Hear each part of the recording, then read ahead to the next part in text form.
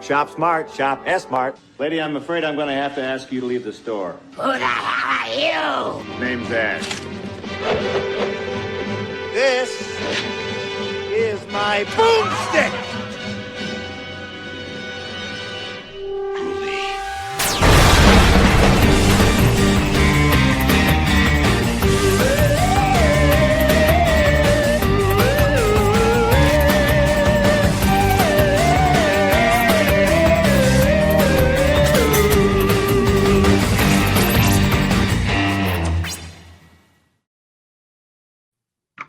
I'm gonna miss that opening. It's sad. This is our last time using that one. That's I'm a big fan of Evil Dead. It's gonna be sad to see that one go. But anyway, hi, welcome to Binge Buddies, Deadites in Aisle 3. Host always Brian Druss. With me as always is Matt Zombie Dog Dykes, Joel DeWitt, Ryan Lutens. We don't need to unrack up. This is in fact my name. And here we are at the end of Evil Dead, and I'm a little saddened by it. As much as it was more of a rocky road than I expected it to be, I really like Evil Dead still love it. And we're gonna do a big wrap up episode to express why we love it so much. But before we do, as I like to do in these things, I want to see, how was your journey? If you started loving it, do you still love it? If you started hating it, Joel, do you end up liking it a little bit? I did set a target on my back from the start of this, so I understand. I do. Well, we'll start with you, Joel. How by the end of it? So you started with like, this shit is not for me. Did it warm on you? I've grown an appreciation towards Evil Dead, definitely. My sentiment on the starting point is largely unchanged, with some little bit of revision, but it's at the fringes.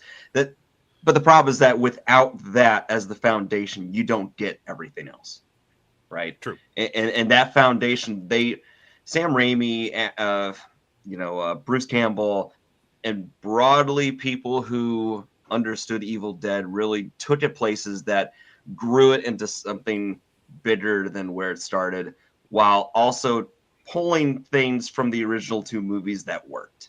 You know, they knew how to expand it into something bigger, more fleshed out, more evened out. And the people who worked on the movies that weren't with Bruce Campbell, I think more or less got the idea to varying levels of success. But I think they built a personality and profile of Evil Dead that when you follow that template as a foundation, you can grow off of that and make something really great out of it. Yeah, I'd agree with all of that.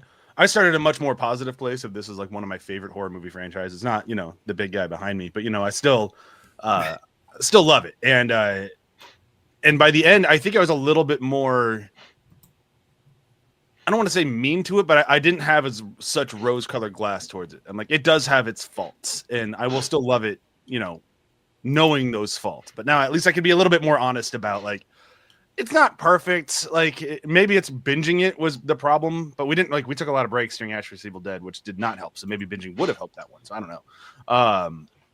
But overall, I'm still like, will I go see Evil Dead burn? Hell yeah. I'm excited for it. It sounds cool.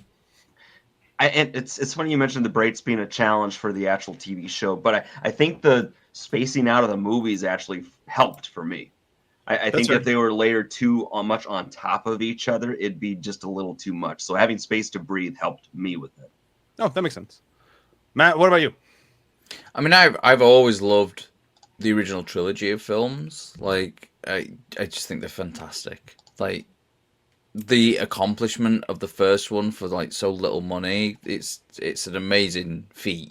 And the second one builds on it really well. And then with the third one, you just get this batshit crazy, like medieval Dead, as you may say. And yeah, so I've always loved the original trilogy. The remake and Evil Dead Rise, yeah, I think they were pretty good. Like, as far as like horror remakes go, because it's not really a remake. It's probably the best one that I can think of.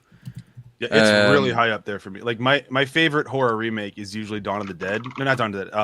Night of the Living Dead, the in color one with like Tom Savini. Like that one is. Yes, that is actually that is really good. Is that really really good? It's movie. it's actually getting a 4K Blu-ray release, and I will buy that. I didn't know that.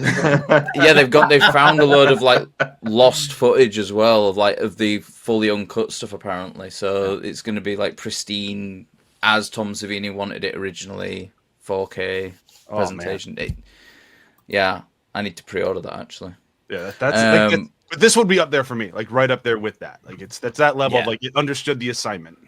I think the only other sort of like horror remake that I can think of off the top of my head that is better than this, and just because it's probably the greatest horror remake of all time, would be The Thing.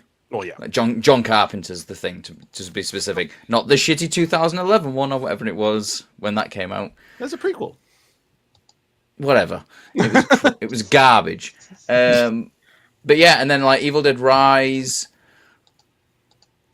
It was the first time I saw it, and to be honest, I didn't really know what to expect, and I enjoyed it for the most part. Could have done without that opening prologue though. That was just dumb. And then the series, great first season, middling second season, and then I actually enjoyed the third season overall. To be honest, Joel disagrees. I do disagree. I do. You're wrong. It's okay. That's what I'm learning about the internet this week, is that I have to be okay with the idea of you're wrong, but that's okay. This is what we're practicing today. Yeah, so like overall, my overall opinion of the series as a whole has probably gone down slightly, but my opinion of the original trilogy of films has stayed pretty constant. Like I don't think there's anything that could like mess that for me, unless we found out that like Bruce Campbell was like some horrific Nazi murdering something like person. Maybe that would make it a bit more difficult to watch and enjoy. I'm just gonna go on a limb. If he's a Nazi murderer, I might still be okay with him. More okay with the murdering part, personally. I was referring to it as like a murderer of Nazis, and I'm like, oh, okay. Oh no, that's that. I'm have totally at it, fine. dude. That's why we love Christopher Lee. Yeah. Can Ryan, you murder a Nazi? Or is it just always justifiable homicide with a Nazi? I mean, I think it's just a favor when it's a Nazi. Right. You're doing the world a favor. All right, Ryan, what about you? No real change. I mean, this is a series that is meant to be horrific and fun at the same time. And watching that, I felt that in everything, you know, and I sit there and I watch, and, you know, I appreciate guerrilla filmmaking. And the first one is definitely it. And, you know, when we talk about our rankings of the movie, I struggle with 1 and 2. I struggle because they're the same movie, but one has a budget and one does not. So it's you know, it's extremely hard for me to sit there. You know, you want to sit there and give huge props to Sam Raimi and give him number 1, but you're like, well, you have a bigger budget on part 2, and it's, you know, it's a better put together film, but you got to appreciate the gorilla. But either way, you know, watching Army of Darkness just reminds me why I love this series and the direction it headed, and then that tone carried on in the series. You know, when I said previously that I had binged Ash versus the Evil Dead, you know, taking breaks kind of led it to slag on. I'm like, oh my God, when am I going to be done with Ash versus Evil Dead? But I was able to see past that. And then when you talk about the 2 most recent films, I have to agree with you. Evil Dead from 2013, 2016? 2013 is by far one of Matt had it right with The Thing being the other, one of the best horror remakes out there, because it stayed true to the essence of what Evil Dead was, which was full-on gore fest. It did not really incorporate any humor, which is where I think it went off in a different track, and I think that's great. It had camp, it just didn't have humor. Right. Yeah. So, which is the difference. Evil Dead Rise kind of fell for me a bit on the second rewatch. I'm becoming less of a fan of that film. So, One of my second favorite Deadite comes from that movie, but it just Mine too. something off. So Oh wait, no, mine's third. it's fine. Potato. No, we're close. Hey, they still made the top 5, so there's something there. No, it's interesting. Like I when I went back to it, it's like I just think, like my wife and I were talking about it yesterday because I was making this list with her while I was watching my son play soccer. And I'm like, I just think Fetty is a stronger director than, so he gets how to do camp, which is, in my opinion, the hardest thing to do in cinema. Like it is just extremely difficult to pull off camp well. Most of the time it's done very well. It's done unintentionally. And I think this was not. So like, Right. I'm still very impressed by that remake. Camp is one of those things where it's like it's a balancing act, but it's like you're trying to balance on a fishing line. Mm-hmm. Like it's so like you go too far one way, too far the other way, but it's so easy to go like veer off into either direction. You really get in danger of getting real hokey. And it goes back to the intentional versus unintentional. And if you're trying too hard, it's the try hard aspect of it. Yeah. That's when it gets into the hokey territory, and people can see too much what you're doing. Yeah, and Fetty is very, very good at hiding that. Not in our next series, but the series after our next series, we get another one of his movies, and it's still just like, this guy gets it. He gets the assignment, and he's very, very good at it. But you know, that's a little ways from now. Are you guys ready to start for today? We're going to start with our top 5 Deadites. When I originally thought I was going to be doing this episode, I was going to like call John in to see if he could do like a whole bunch of like graphics and stuff, and then I ran out of time. So we're just going to go like we used to, but you know, not different. But I'm going to go first, and we'll go around the clock, and then we'll back around the clock, and you know, like we always do. So and, we're going to do it like just the same as before, then. Exactly the same as before, but this time I'm going to talk weird about it, and then we're going to get started. Distinction without a difference. Boom. All right.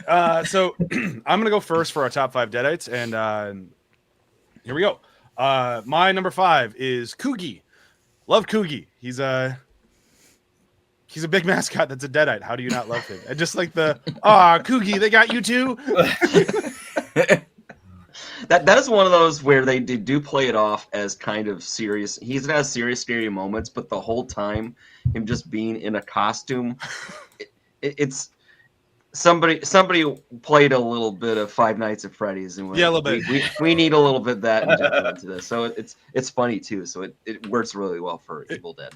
It does, and it's one of those like no one's giving a fuck about the person in the costume. It's just Coogie. It's the mascot.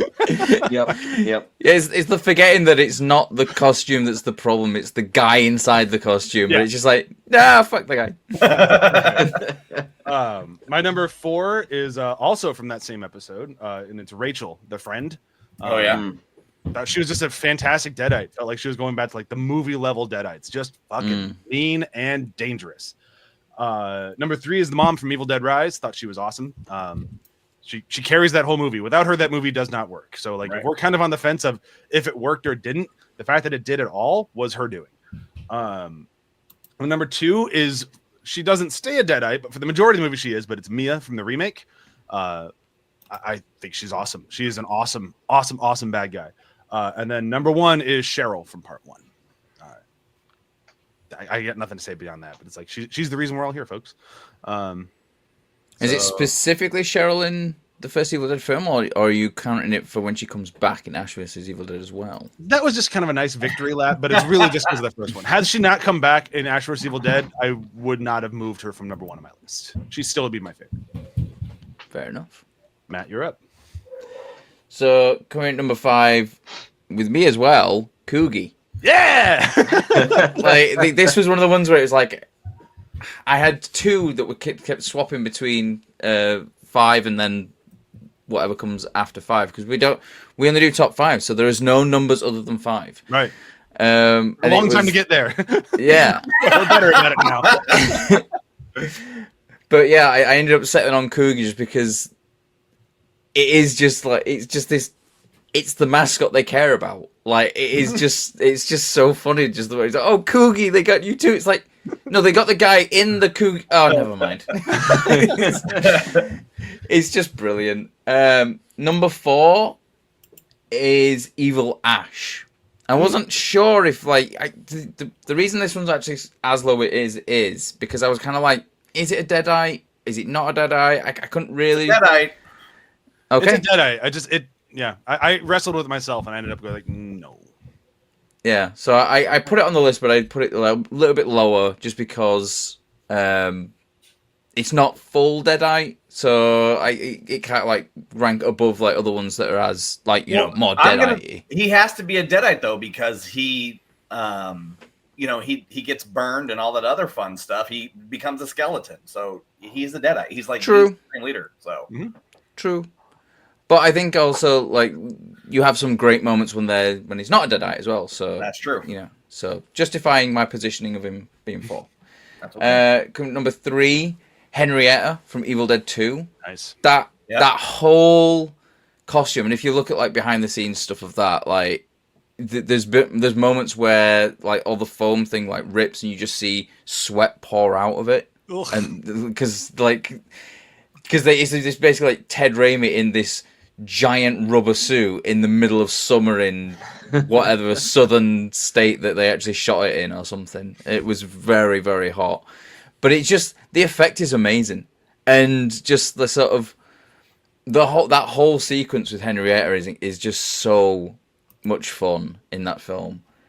Number 2 is Ellie, the mum in Evil Dead Rise. Just, it's really, really, really creepy. Really creepy. Like, she carries that film. Just like easily the best part of that film. Without her in that role, I don't think the film works anywhere near as well. They did a fantastic job casting on that. And then number 1 is Cheryl. Nice. Specifically, when she comes back, though, in Ash vs. Evil Dead, she's fantastic in the original one, but when she comes back, there's just something just so much, like, fun about, like, like, seeing her, like, having the original actress back, having her in the makeup, and having the makeup, like, match. Yeah. Like, cool. As it did in the first film. And then that whole sequence on the lawn, where he's sort of, like, saying, wait for it, and then just, like, it's brilliant. I think it's fucking fantastic.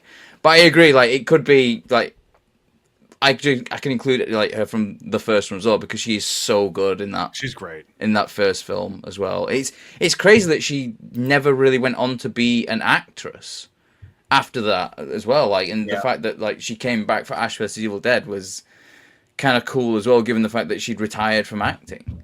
Yeah. After making The Evil Dead, I think. So, but yeah, no. That's me. All right, Ryan, you're up. All right, so a lot of same things, a lot of not. Number There's 5. Only 5. My number 5 is the mascot. Coogie!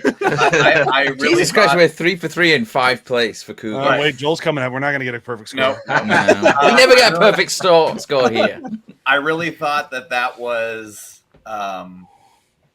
how they did that in terms of not really caring about what's inside, but the fact that you've got this tiger thing coming at you, and everything played on really well. So let's not beat a dead horse.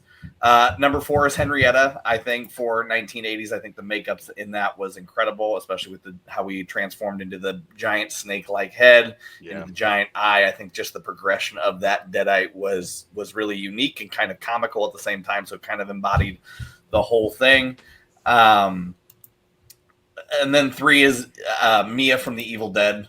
Jane Levy really murdered that role, to show her having struggled with addiction to then being just evil and then coming back. I mean, it's just everything about that performance was fantastic, but her and just how she looked and did things, especially with the box cutter. Yeah. Nailed it. nailed it. 2 is Mom from Evil Dead Rise. I think her bone structure and just how they made her makeup look with all natural with her bone structure really made her that much more terrifying, especially with how her arms kind of were lanky, and they used that in almost in like a spider form, especially when she was up in the corner. Everything about that was good. So I struggled with my number one. I did want to say Evil Dead, or Evil Ash, but I'm just going to say the Army of Darkness. I think the whole army, all the skeletons, it was just a fun sequence. You've got guys in practical makeup, you've got skeletons. You could even say that Evil Ash when he is his skeleton. I'm just saying the Army of Darkness is my favorite Deadites. That's a good one. I struggled so much with trying to figure out how to put Army of Darkness on that list that I just ended up not doing it. Yeah, because it was one of those things where I looked at I didn't class the skeletons as Deadites really. No, but they kind of are as well, really. It's tough. But yeah, no, the skeleton sequence where they're sort of like you see they're all walking and playing the bones. Yep. It's all all about about getting dug up. Like it's an amazing sequence. Like it's got one of my favorite lines in the film, which is not in the quotes. It's not an Ash quote, and it's the "Welcome back to the land of the living. Now grab a shovel and get digging." it's just so good. All right, Joel, you're up.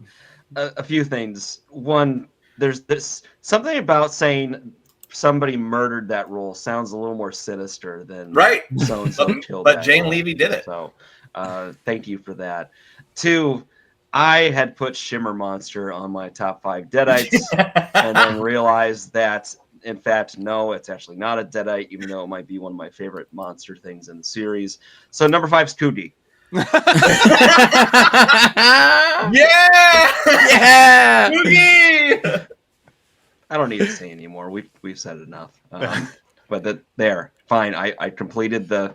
I was gonna say trifecta, but no. But there's whatever a square is. Quadfecta? Sure. No. Number 4 is the Mom from Evil Dead Rise. I have more mixed feelings on that movie generally, but I think that she is what keeps it in the good category. She's terrifying, disturbing, has all that mocking, but it is not in good fun, and it's in the mean-spiritedness side that works really well in the framework of what that movie is. Number 4 is Cheryl. 3 is Cheryl from Ash vs. Evil Dead specifically. I liked that rendition of her. It was a nice return of that character. Having Chet thrown into the mix too was a lot of fun, and then having the moment at the end where Ash is just brutalizing her in public to prove that he's not, in fact, a serial killer. It's just a lot of fun things going together. Number 2 is Puppet Ash. Nice. I could not. I thought about it more and more, and I was like, that he doesn't stay. He's not around for a long time. He's around for a good time. Yeah. It's all good when he's around. And then number 1 is Evil Ash. It can be whatever rendition you want it to be.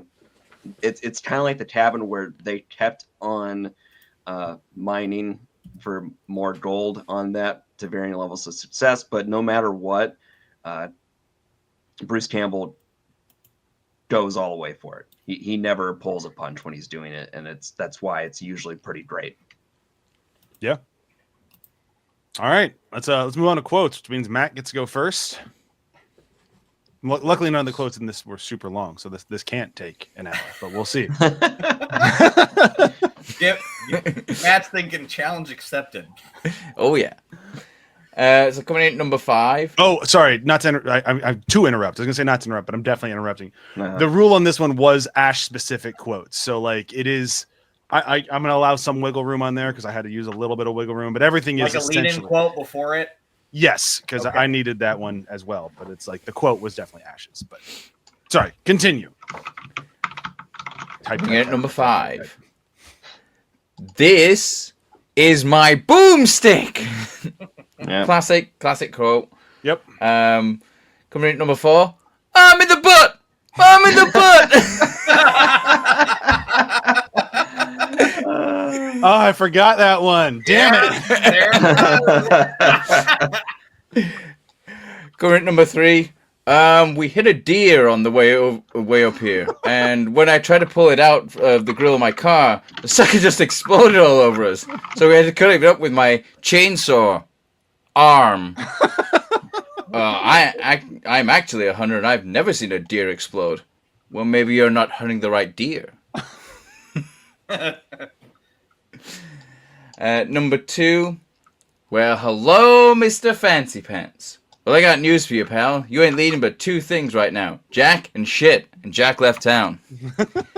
And then number 1, it's gotta be groovy. We might have a tie on number 1 for me, but Ryan, you're up next. Yeah, and it might be 3 of us. Who is typing? I keep hearing this. I muted my mic. That's not my fault. Okay, I'm changing my number 2 because my number 2 got taken with Mr. Fancy Pants, but that's okay. Number 5 is from Ash versus Evil Dead. Actually, my bottom 2 are from Ash actually, no, there's a lot from either way. Number 5 is when he's battling Henrietta in the TV show, and she goes, "I'm gonna stump you a new mud hole to suck out your soul," and Ash is like, "I should have slapped you harder."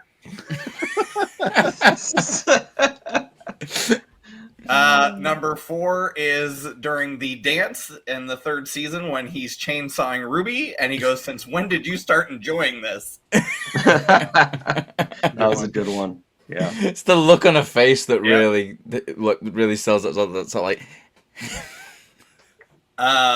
Number 3 is he walks out of the morgue and Kelly goes, "Oh shit, what happened in there?" And Ash goes, "Let's go with colonoscopy." Number 2 is shop smart, shop S-smart. There you go. It's smart. Get it? See? Yep. Anyway, it was going to be Mr. Fancy Pants because I remember in my youth I always said 2 things happened: Jack and shit, and Jack left town. Either way, number 1 is groovy. You can't. It's groovy. All right, Joel. it struck me how much Duke Nukem has taken from Ash Williams. Oh yeah, just blatantly taking it. Yeah, like Oh, Duke shameless. Nukem's taken from like all sorts. Like if you ever get around to watching They Live, the whole chew bubblegum kick-ass thing is just that comes straight from They Live. Yep. So just a funny little anecdote. So number 5, when you removed the book from the cradle, did you speak the words? Yeah, basically. Did you speak the exact words? Look, maybe I didn't say every single little tiny syllable. No, but basically I said them. Yeah. It was that, or even him trying to say the incantation. Veractu. Necktie. Ratu, Yes. Verata. But they're kind of connected to me. Number 4 with Kelly, they were Jewish, right? And Ash, I did not. Wish you could have said something before I made these dumb crosses, but okay. Number 3, yes, I'm upset. Yes, I'm behind the wheel. Yes, I'm drunk. And maybe my license isn't the fancy kind from the DMV, but at least I'm drunk.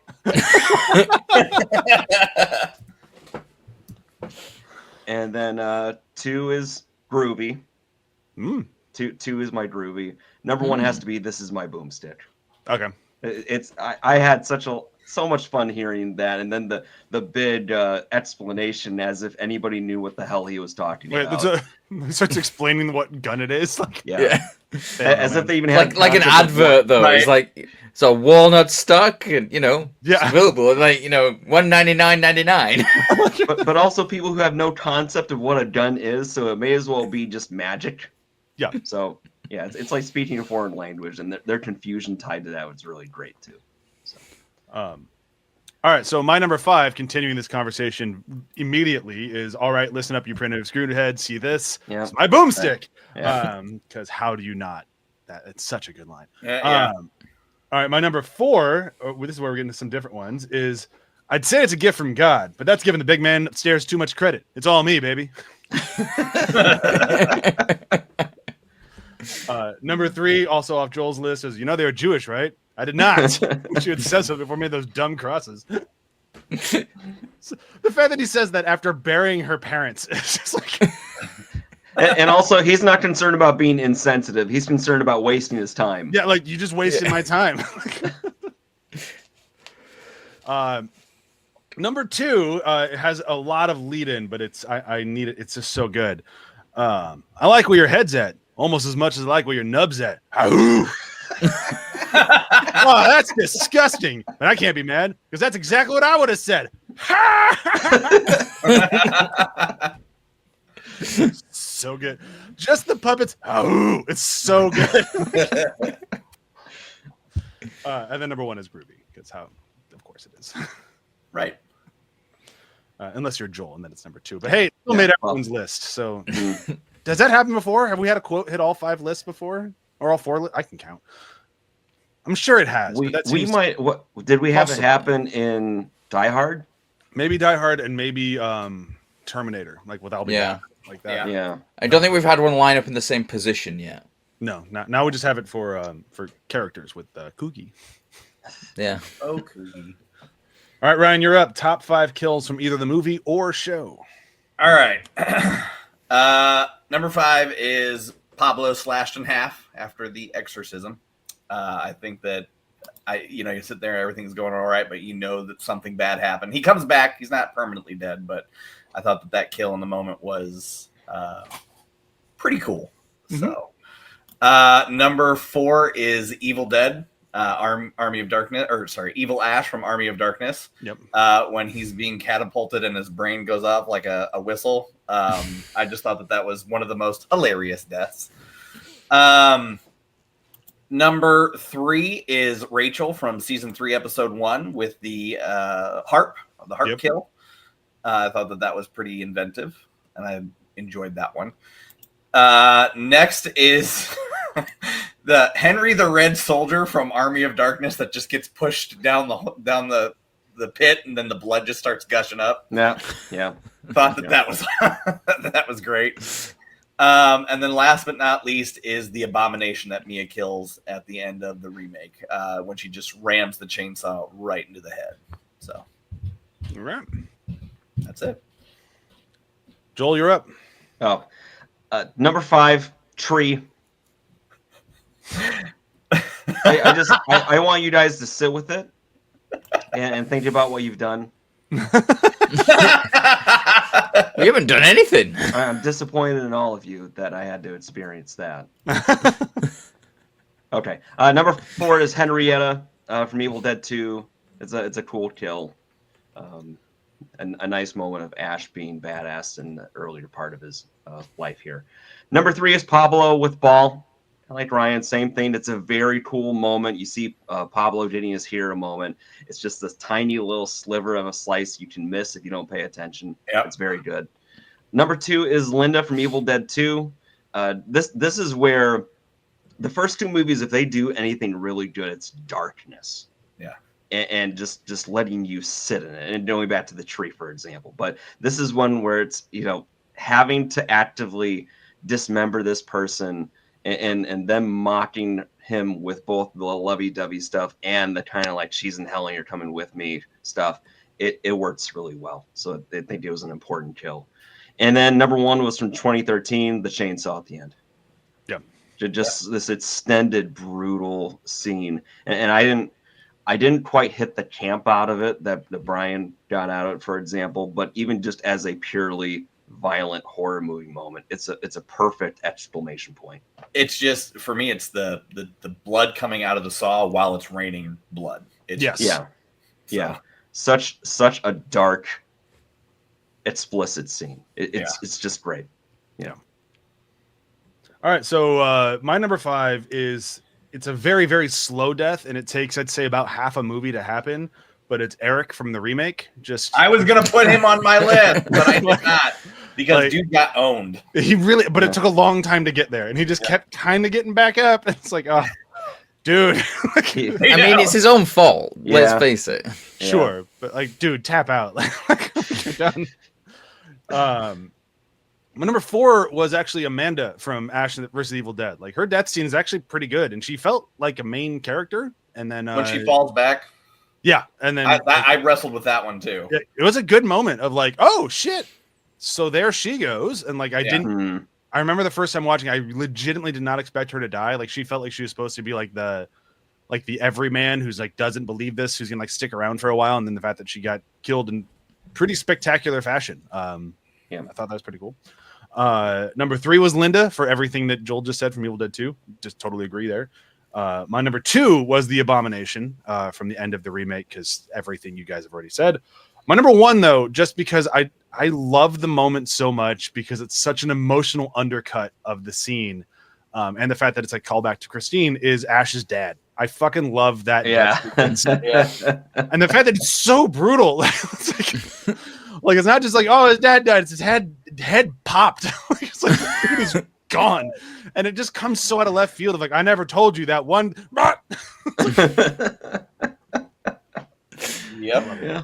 And then you follow it up in the next episode where he's trying to put the brain back in, and it's just like it just gets falling out, and it's just like the sort of like squelchy. That's good stuff.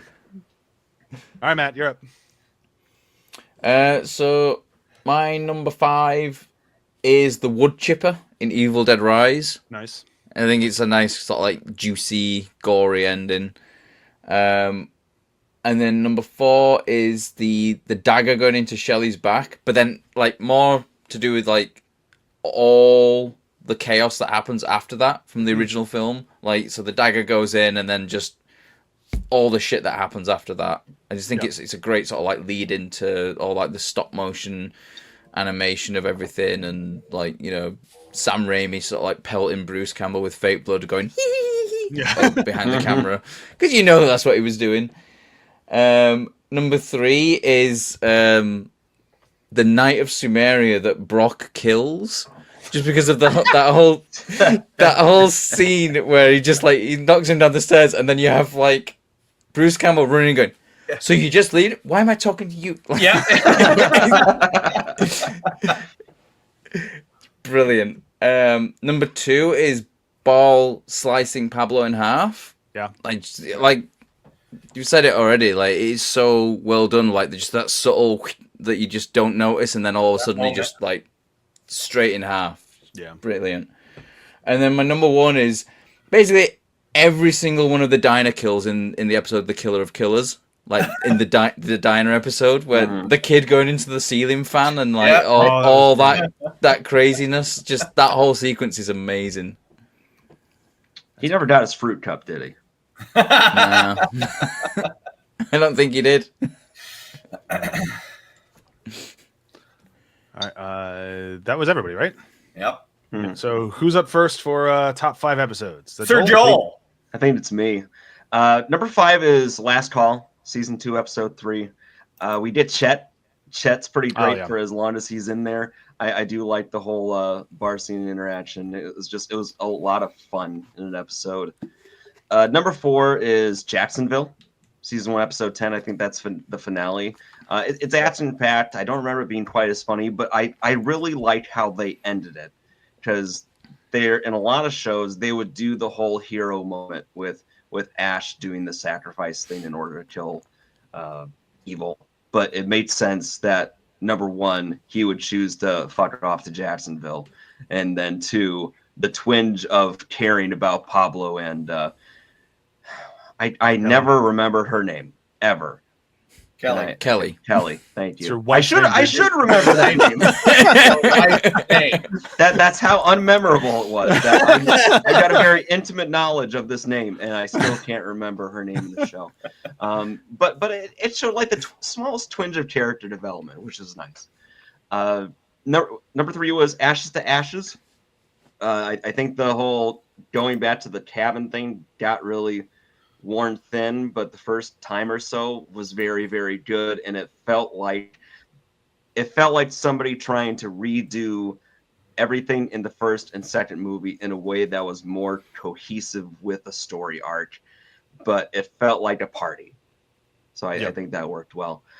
Number 2 is Delusion, season 2, episode 7. I love how they tried to play with a different type of horror in that episode. Talk about how it's a bottle episode, sort of, but it's very well done. And Puppet Ash, you can't deny Puppet Ash. And then season 1, episode 5 is The Host, because if there's one thing for sure I'll remember distinctly from this show, it's that terrible vibrational shimmer monster thing where every time that he, snagged into your brain, it's like synapses firing off and losing brain cells and stuff. That very cool effect. I think that's the episode where Ash is trying to bargain with people not to slice him open. Wow. Kelly is doing shotgun bond with Pablo. So a lot of really good stuff there. All right, mine is different, but also not that crazy different. So we'll see. So my number one is or number 5, sorry, is season 3, episode 1, Family. I like because it felt like, I know Joel's not a huge fan of season 3, but I liked it, and I got it right out of the gate. That I'm like, oh, you understand the assignment better. Like this is good. We got Coogie, we got the high school kills. Like, yeah, it was a very fun episode, and it felt like we were back to like what I liked about season 1. Mm-hmm. Number 4, Ashes to Ashes, going back to the cabin. I like that a lot. Number 3 was the high school murder episode from season 3, the Twist and Shout. I thought that was just a super fun episode. I liked the evil Ash in that one a whole bunch. He was funny, and he was also kind of scary, so it was a good time. My number 2, for a similar reason but different episode, I wanted the puppet, so I went with Ashy Slashy for that one. I don't know why I like that one better than the other one. They're both good. I really could have picked either one, but and then number 1 is going to be the very first episode, because it really drew me into the show, and like it had a lot of good promise, and it had like the whole like, how did the book get read again? Well, he got stoned and wanted to impress a girl, which is just such a very Ash way to kick off this whole 3-season arc of just insanity.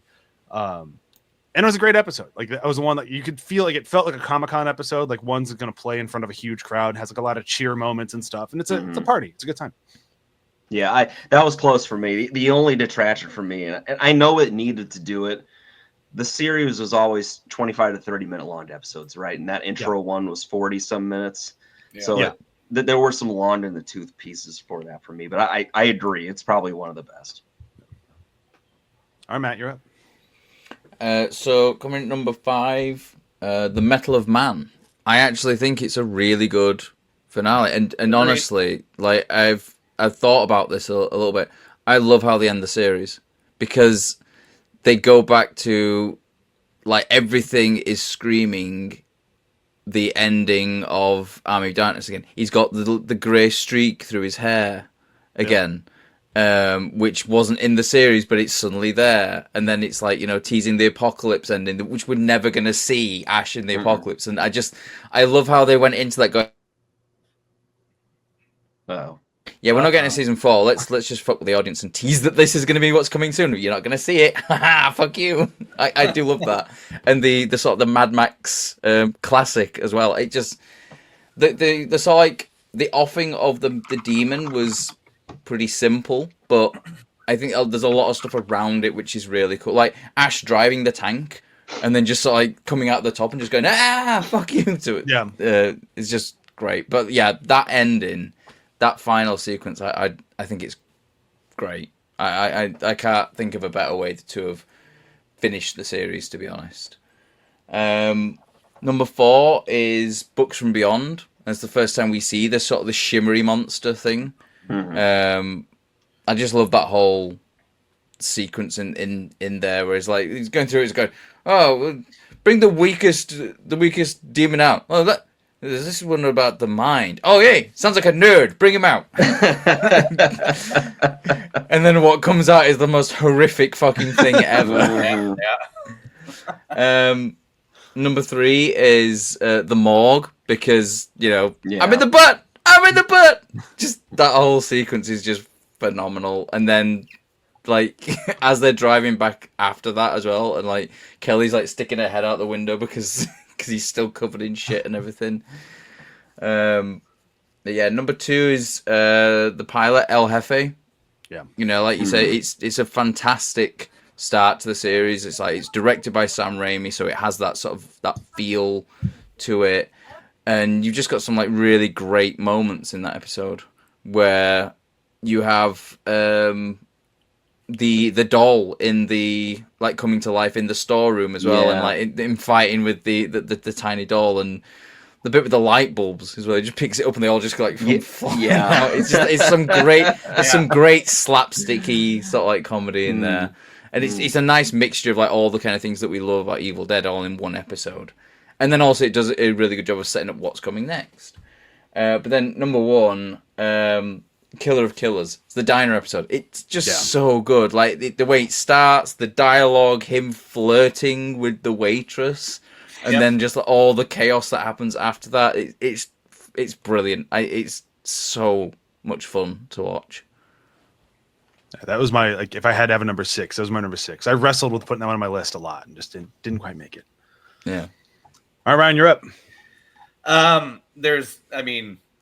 Everybody has said my episode. So number 5 is Ashes to Ashes. I mean, call it nostalgia bait to go back to the cabin, but I think that the way that they did it was very well done, especially for the first season. So season 1, episode 8. Number 4 is the pilot, El Jefe. I think that it's a great start and way to bring things in. And reintroduce Ash as a character and just show just what he would do to get a woman and then show that he is in fact a badass. 3 is season 2, episode 7, Delusion, Puppet Ash. There's not much more you can say about that, because I also tried to look at this as one that made me, because it's supposed to be a horror comedy, and it really, leaned into the camp and tried to be as funny as it could. That's why my number 1 is where it is, but we'll get to that in a second. 2 is Twist and Shout, season 3, episode 7 with the dance. I thought the way they played everything off, it was kind of, the way they showed, the mistaken identity and how that all played out. I thought it was very well written. There's a lot of funny lines in that, especially when he's sneaking in. He goes, "How's this for a back door?" Anyway, and then last but not least is The Morgue. I don't think I've ever laughed as hard as I do when I watch that episode.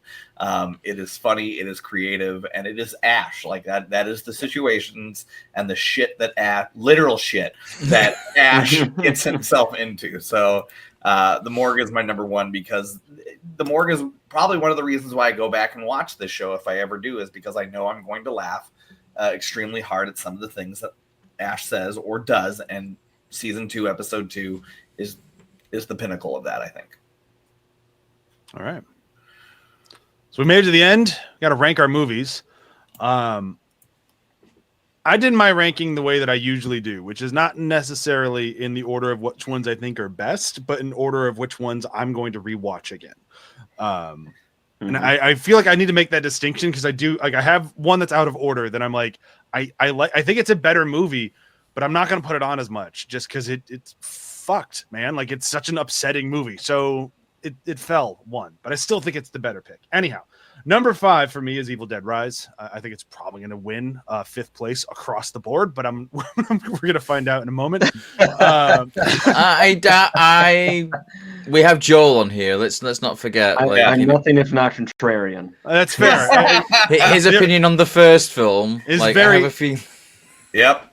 Is very low. Unfortunately for me, it's also number 4. And that's where I'm like, that's the one that I'm like, it fell out, because as much as I love Evil Dead, and I love Evil Dead, it's a very upsetting movie. And it's hard. Just like, I want to watch something fun today. I'm going to watch these people just get fucking murdered in the woods.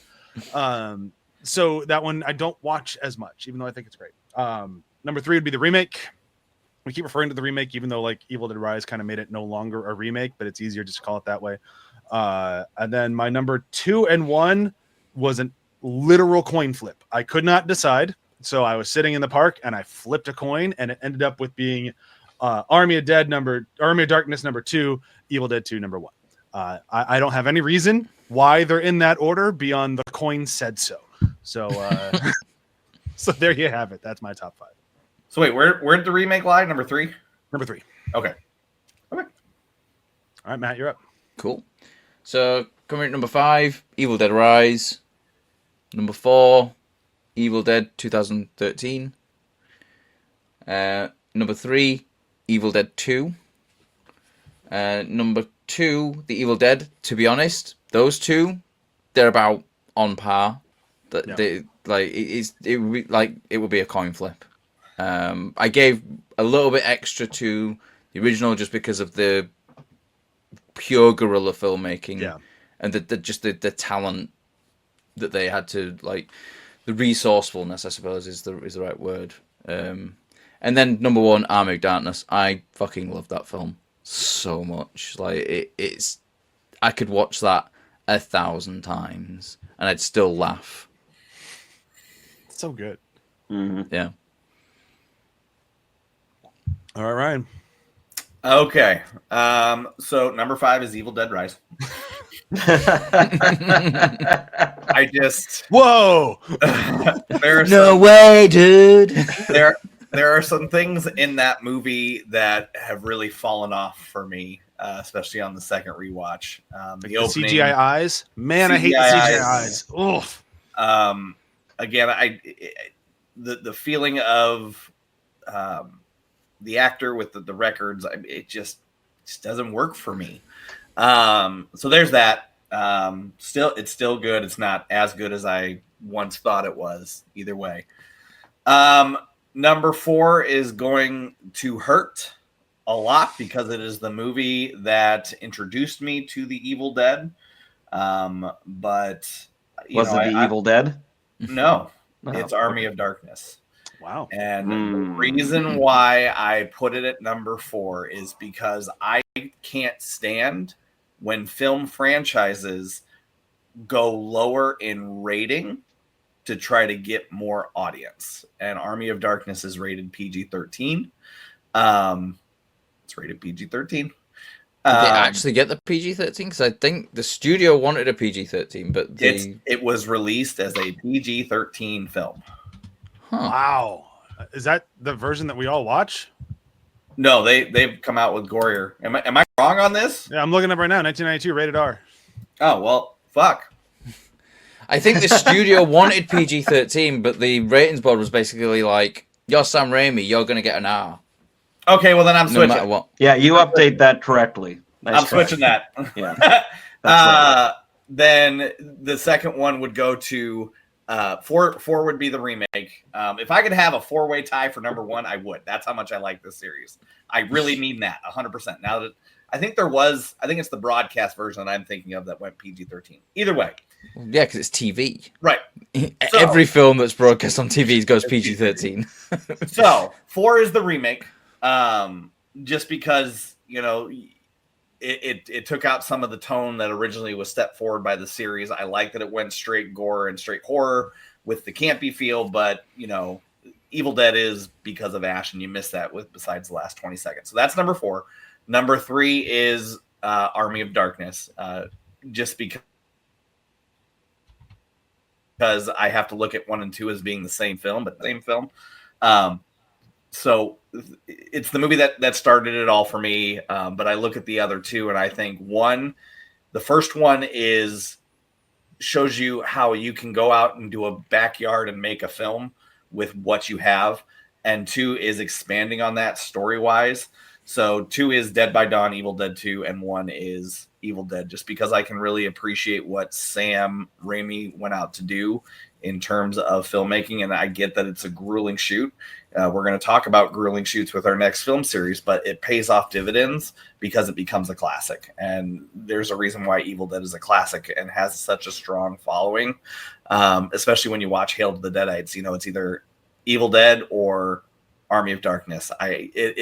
This list was impossible for me, but if I could have a 4-way tie for number 1, that's what it would be, 1 through 4, and then number 5 would be 5, Evil Dead Rise. But it's just in that moment, it's just how I'm feeling. So see, that's why I did my which ones I'm going to rewatch, because I agree it'd be a 4-way tie. I'd have the exact same problem. Like, all right, well, but which one will I turn on again?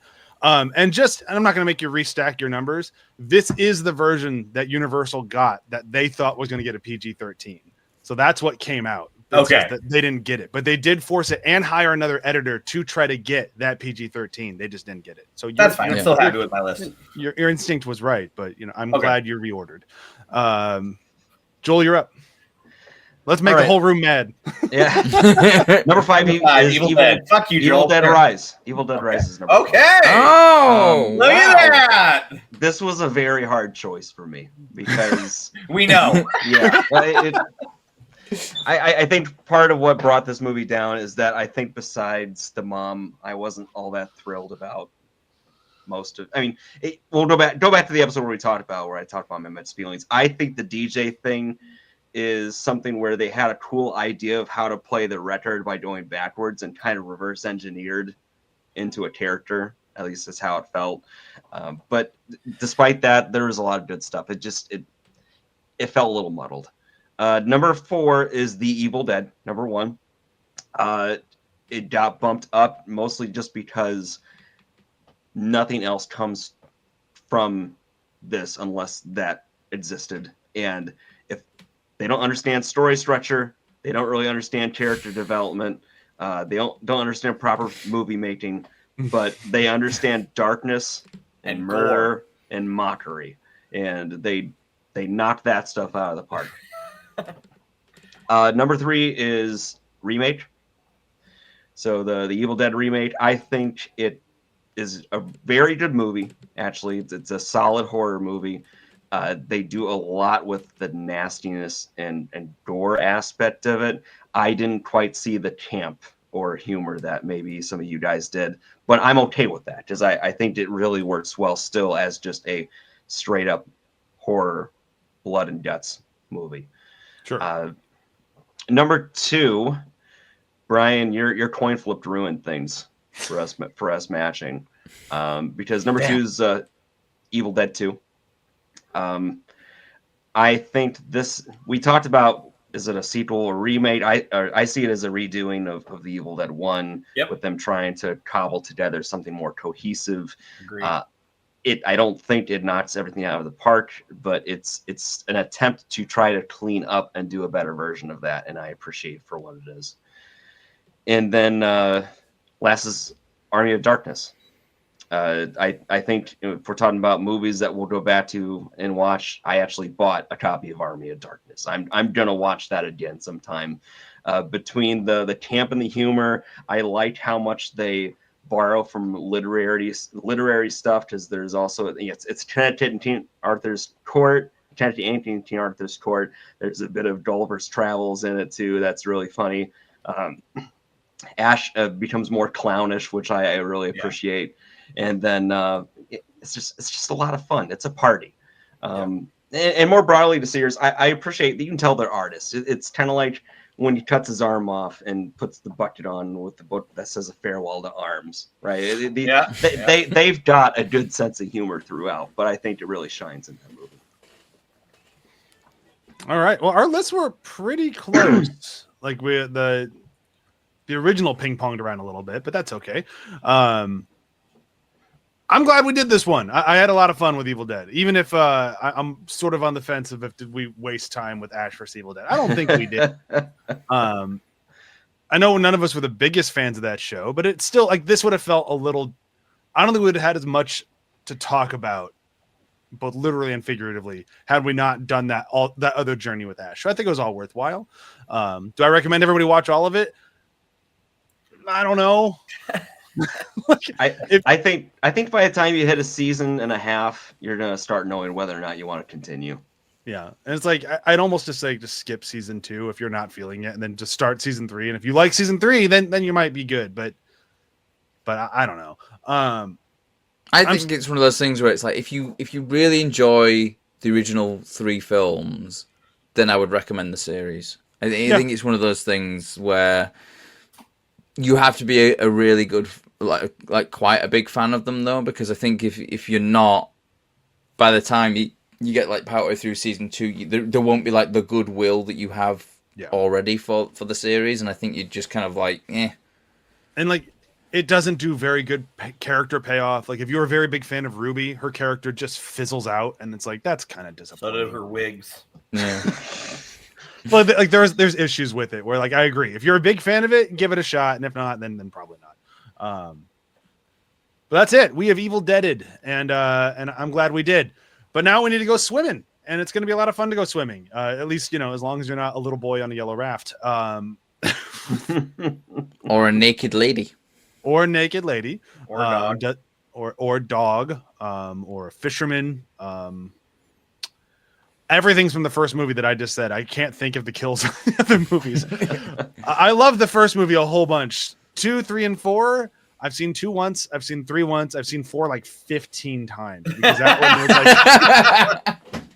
that was like a college. It's good. That was a college drinking movie, so we watched it a lot. Like every time the shark would roar with a lion, it was like, finish your drink. There we go. It's like, Every time the shark moves like a robot, take a drink. it's just My favorite is when it comes out of the water at the very end and it goes like that. 4 is gonna. I'm excited to get to 4. But we're doing Jaws next. If we haven't said that specifically, the name of our next show is The Teeth of the Sea. If you don't get that reference, look it up. And I'm really excited to get into it. And we're gonna do something a little different. Finally, when I say something a little different, we actually mean a little different this time. For our 5th episode, since it's only 4 this time, we're all gonna do a little bit of homework, and we're all gonna go watch a different shark movie and bring back our quote unquote book reports and talk about our shark movies. Which I'm really excited for that. I've already called dibs on Deep Blue Sea. Might be part of the reason why I agreed to do Jaws in the first place. But, that's fine. Just needed a good excuse to watch the music video only. No, I'll watch the movie too. But we don't do plugs on a wrap-up episode, so we're just going to say goodbye. Bye. Bye. Bye. Groovy. I'm glad someone did it.